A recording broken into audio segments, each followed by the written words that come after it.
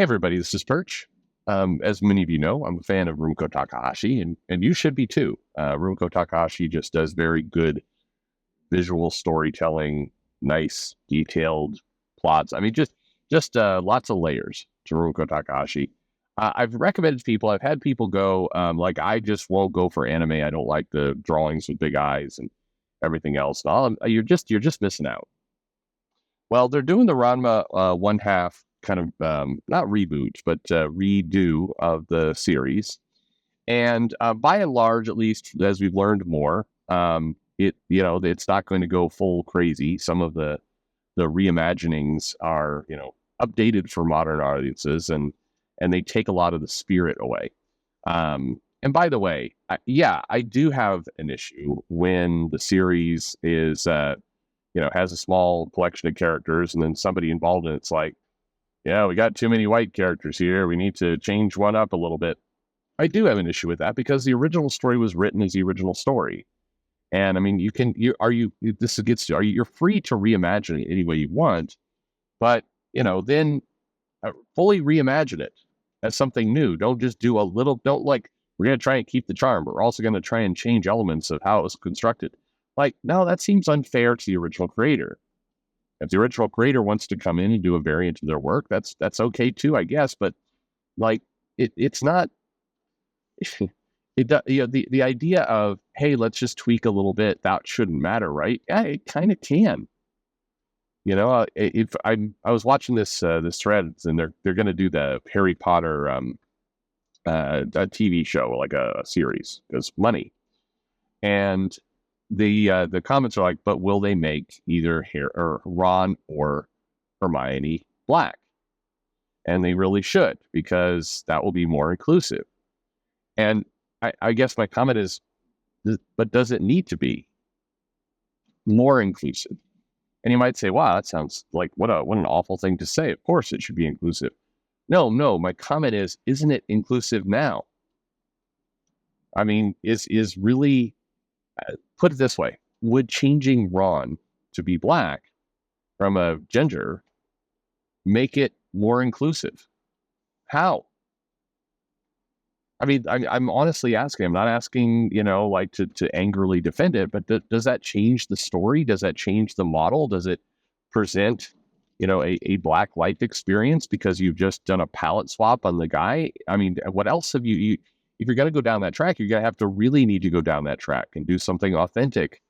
Ron is a stereotypical, the way the character is written, European style, Anglo character in his family dynamic, in what they try and deal with, all the rest. Now, can you do that with a black character?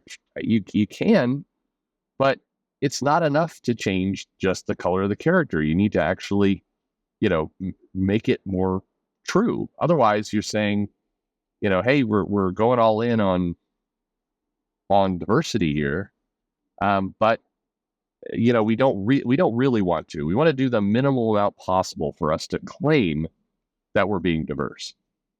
And I just, that's how I see a lot of the efforts. It feels like, let me do the least I can do, but still get to be a good guy. And I mean, that's almost the story of this last decade. Anyway, I've gone pretty far astray. I went back to Ranma one half. What I do like, they're keeping a lot of the original voice actors. That's good. They're definitely going to change some things. I mean, like Ranma running around, throwing his shirt open all the time probably won't be working. But the only aggravating thing in all this, we all fall for it from time to time, are all the like Kotaku and garbage level news articles going, now's the chance to introduce all this other shit from my headcanon. It's like, why don't you can you create something? Or is your purpose in life just to have headcanon of somebody else's work and then bitch because you don't get what you want? Like, to me, that's the toxic fan. But anyway, but let's read this mail here. It says, Dear Perch, I just want to thank you for providing gateway info into Ranma one half with your video that concerns the upcoming anime, which I hope is as fun as the OG anime. I haven't had this much fun watching TV in what feels like ages. As I type this, I'm listening to a playlist of the show's score, right now playing the Ranma vs. Ryoga theme. Right now, I'm mainly watching the anime while waiting for the manga to come through the library. Thank you, Mom, for being a librarian.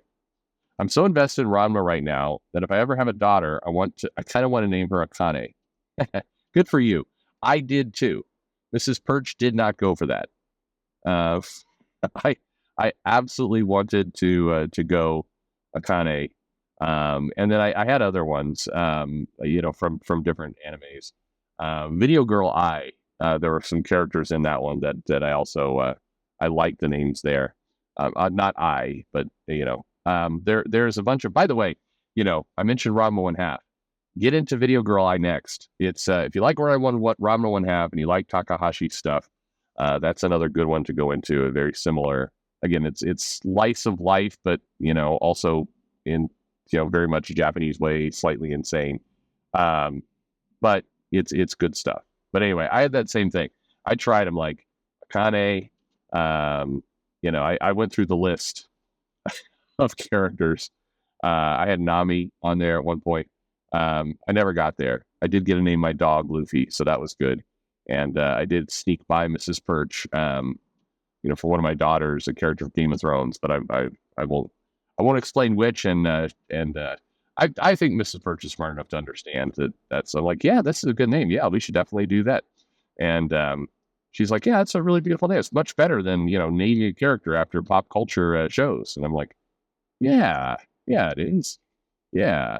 Anyway, we'll get back to the mail. It says, in the so-called culture war, we often forget why we love things like Star Wars, Marvel, or DC because they were fun. Home to compelling stories and characters you just can't help but fall in love with. Last night, I watched a filler that ended up with a cook-off between Ranma's 4 suitors that all started because Ukyo wanted to become his official fiance. That was so much fun. It could have been a boring story, but it worked because the characters had their personalities well established beforehand and stayed true to it. Fuck yes. Yes. I've written to you before about the current run on Captain America and how it's just a run to be forgotten by time. There's really no compelling supporting cast or fun plot to make it linger in our minds in the long run. I'd much rather read a Cap run where he is fighting a mix of classic and more obscure villains while dealing with a love triangle between him, Sharon, and Diamondback. Hell, bring back Bernie, because she was Cap's fiance at one point.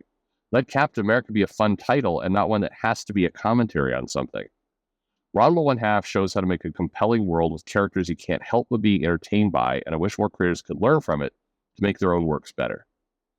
So, first of all, I'm really glad I got one of the most fun things for me in life, and it was part of being a retailer I absolutely loved, is when you recommend something to someone and it sticks and it works. And it basically you've unlocked some new bit of entertainment for them. And it's just, for me, it was a wonderful feeling. Every time that happened, it was a great feeling. And so on this channel, every now and then I recommend things and I hear people like, hey, yeah, that was really great. And that's the channel itself frustrates me in a lot of ways. I don't like you must be part of the culture war. I don't like hey, I'm going to tag you in and live commentate on your video because I'm a simp who can't come up with my own ideas. I'm sorry. E-fapping, boring. You have no ideas. So you're going to have to just try and react to somebody else's. That's a little bit of an extreme take, but I stand by it. Just have your own thoughts. Fuck. Anyway, there's a lot of negatives to all this. Comics, at times are tough because, and for me, as I've gotten to know more people and as I've opened up and people have talked about the things they're struggling with and other things in comics, that's also sometimes been a deterrent because I find that I find that I can't talk about these things. I'm frustrated by certain things comic publishers in the industry does to people, and so it's kind of this helpless, angry feeling that you get a lot of the time, and that's not fun. On the other side, mails like this one, being able to introduce people to things, opening up that door for somebody is what it makes it all worthwhile. I mean, bluntly, that's what makes it work. And so I do enjoy that, and I'm really glad to hear it. You may be listening to this going, okay, would I like Ranma One Half? And the answer is I don't know.